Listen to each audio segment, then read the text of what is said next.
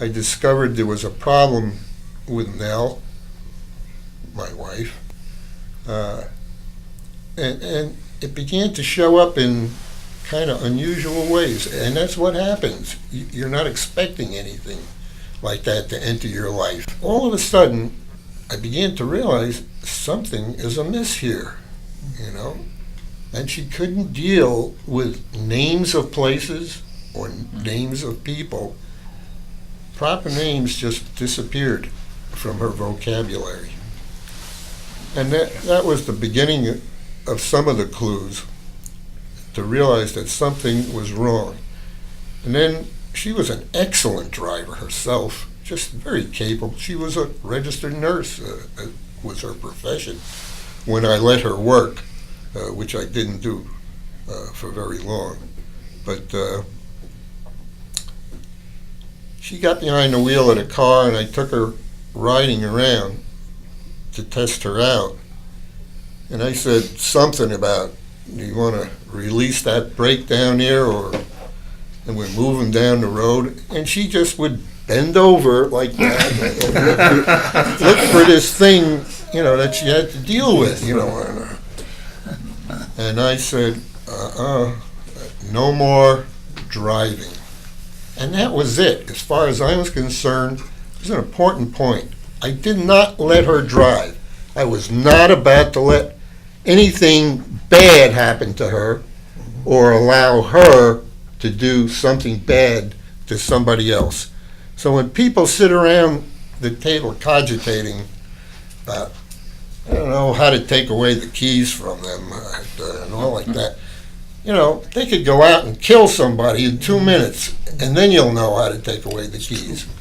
So I took her keys away. It was not a problem. She never really gave me a hard time about it, but I recognized, I learned that was something I had to do.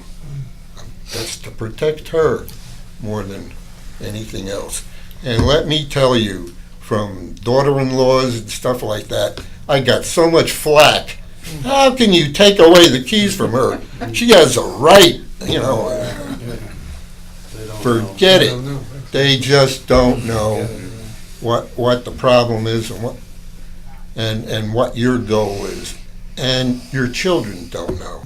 I learned never to give her a choice of foods because she couldn't handle it.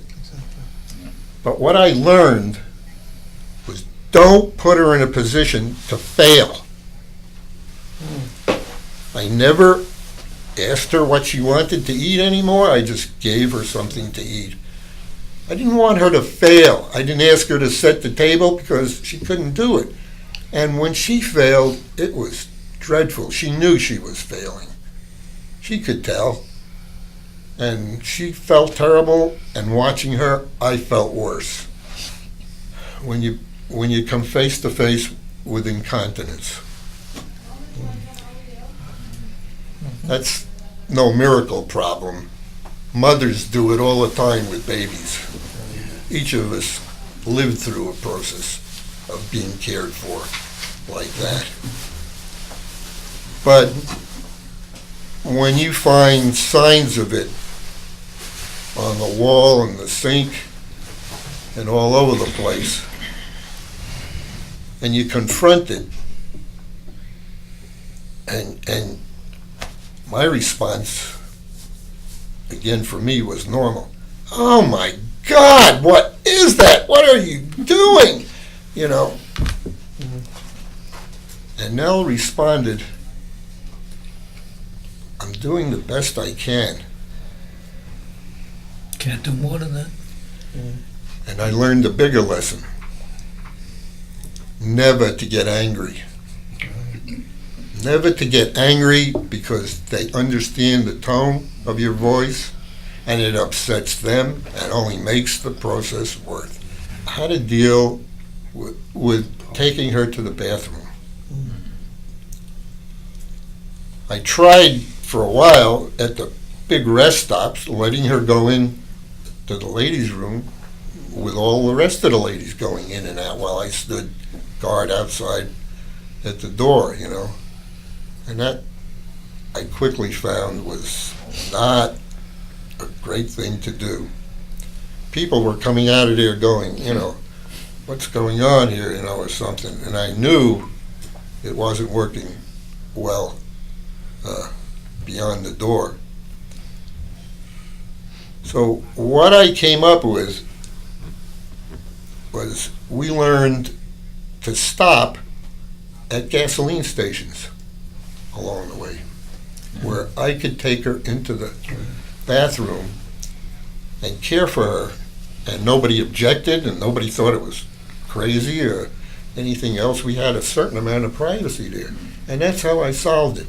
And that's what you have to do along the way. Find solutions to all of these various problems that come up, or listen to people talk about how they solved it. I think it's important to say, once again, that around this table, at the support group meetings that I have attended, that is where I picked up a great deal of certainly emotional support, but knowledge, more importantly, knowledge on how to deal with the problems. When you're confronted with Alzheimer's or dementia, it's hard to see more than a half a step ahead of you. You don't know where you're going, and you don't know how you're going to deal with it. But when you get in the support group, you find people at different stages, and you begin to learn how to care for somebody that you love, and equally as important, how to care for yourself. Because if you don't care for yourself well enough, you're not going to be able to care for the person that you love so well.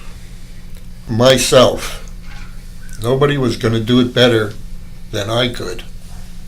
I didn't expect anybody to, and I tell you, I didn't get too many volunteers along the way. Friends kind of drift off, people drift off, children disappear. Don't count on them. They can't face it. Neither can I, but I have to deal with it. So, along the way, you learn certain things. And one of the big things that I learned when I crashed against the wall myself was that you really can't do it all yourself. You really need whatever kind of help you can get in any way, shape, or form, from relatives, from hired help, from coming to support groups. Underscore that. It's vital experience you'll be listening to around this table. And people who understand your problem will sit around this table and share their grief and knowledge and experience with you that you can benefit from it.